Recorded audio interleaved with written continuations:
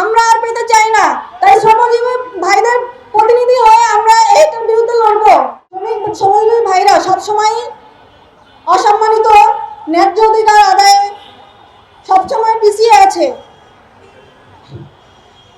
আপনারা দেখবেন 70% থেকে 80% শিল্প খাতে শ্রমিক নির্ভর দেশ।